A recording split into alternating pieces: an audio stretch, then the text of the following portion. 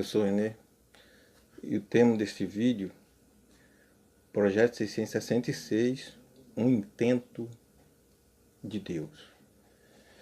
Ele como texto base, Apocalipse 17, versículo 15 até o 18. Onde está escrito assim: E disse-me, as águas que viste, onde se assenta a prostituta, são povos, multidões, nações e línguas. E os 10 chifres que viste na besta são os que odiarão a prostituta e a colocarão desolada e nua. Comerão a sua carne e a queimarão no fogo, porque Deus tem posto em seus corações que cumpram o seu intento. Intento de quem? De Deus. E tem uma mesma ideia, e que deem à besta o seu reino, até que se cumpram as palavras de Deus. E a mulher que viste é a grande cidade que reina sobre os reis da terra. Eu fiz um resumo aqui da minha fala por escrito, para evitar que se estenda muito o vídeo, porque às vezes a gente quer explicar, deixar claro com detalhes e termina tomando muito tempo. Portanto, eu fiz um resumo para que eu me apegue aqui ao escrito. Então, o projeto 666, ele é um intento de Deus, como texto base, onde eu fiz a leitura. Aqui, a coisa da abominação, a coisa da desolação, a grande tribulação e o projeto 666 são termos relacionados ao mesmo fenômeno social e representam o cúmulo da ignorância humana em relação a Deus e a soma de todos os esforços de Satanás na tentativa de realizar sua pretensão de tornar-se como Deus, jogando toda a raça humana contra o Criador. Ele visa extinguir a Santa Aliança, ou o Evangelho Eterno, literalmente, e proibindo e, por fim, perseguir e eliminar os resistentes, os fiéis a Cristo, que nem na morte o negarão, conforme Apocalipse 12, versículo 11. Com tudo isso, o projeto 666 é um intento de Deus, conforme foi lido o texto base. Satanás, assim como Jesus Cristo, tem suas atividades limitadas e controladas pela palavra de Deus, ou o está escrito. O projeto 666 é um projeto perfeito para os que querem se perder. O Evangelho é um projeto perfeito para os que querem se salvar. Aquele para os que amam a mentira, a injustiça, o erro, o engano. Este para os que amam a verdade, a justiça. O 666 promove a paz entre as nações. O Evangelho promove a paz entre o homem e Deus, na pessoa de nosso Senhor e Salvador, Jesus Cristo. Deus traz o projeto 666 como um divisor de águas, numa época onde Satanás, com astúcia e sagacidade, tem usado o nome de Cristo para congregar e enganar as nações, negando a sua eficácia, a sua natureza e o seu poder expressos no Evangelho eterno ou santa aliança. Fora do Evangelho, opera o mistério do erro, do engano e da injustiça, conforme 2 Tessalonicenses, capítulo 2, versículos 11 e 12.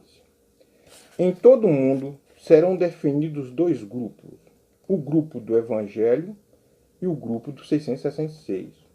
Os adoradores do Cordeiro de Deus e os adoradores do dragão na pessoa da falsa religião mundial. Deus quer saber quem vai, quem fica. E assim o cenário está sendo montado para o evento final. Eu gostaria aqui de fazer uma leitura, capítulo 12 de Apocalipse, capítulo 13 e capítulo 14. E por fim, 2 Tessalonicenses, capítulo 1, versículo 2 a 8, encerrando este vídeo. Apocalipse 12, 17.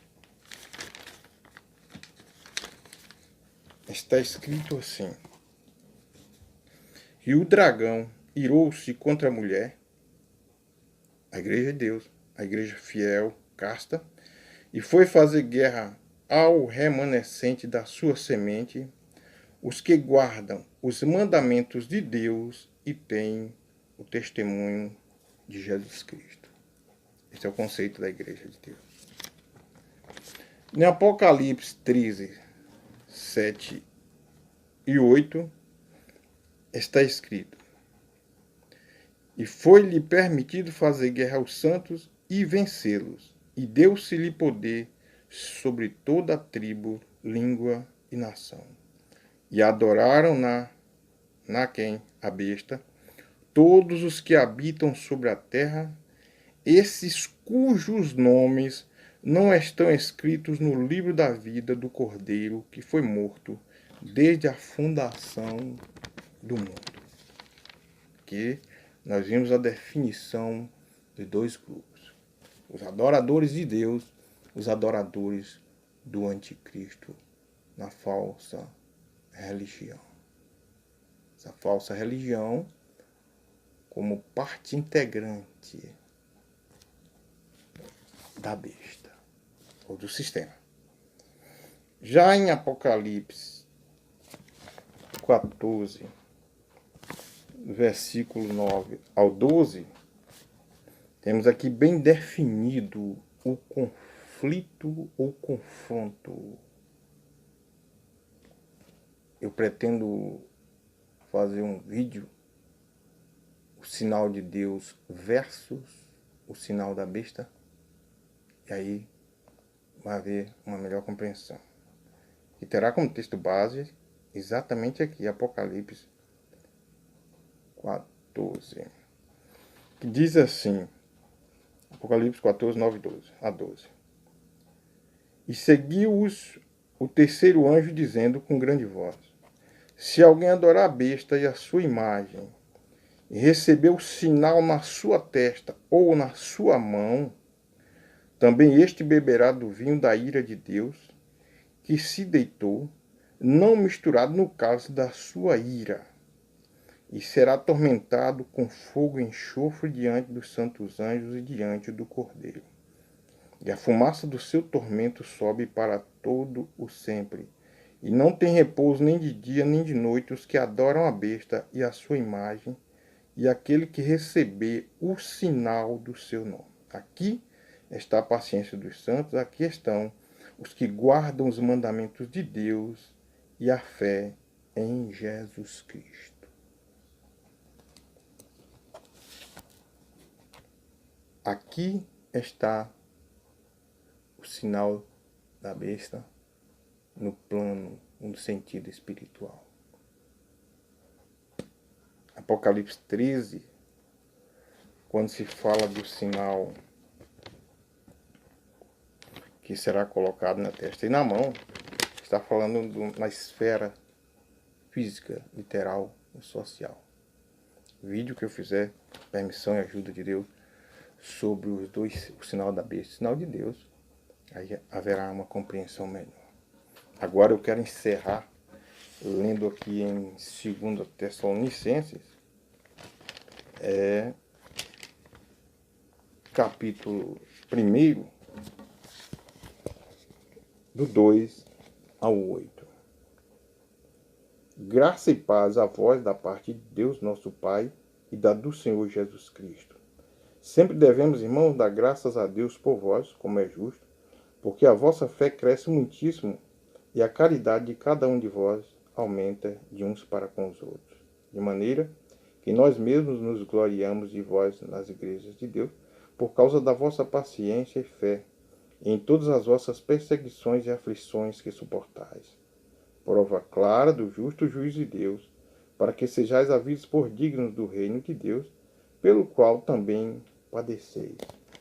Se de fato é justo diante de Deus que deem paga tribulação aos que vos atribulam, e a vós que sois atribulados, descanso conosco, quando se manifestar o Senhor Jesus desde o céu com os anjos do seu poder, como labareda de fogo, tomando vingança dos que não conhecem a Deus e dos que não obedecem ao Evangelho de nosso Senhor Jesus Cristo.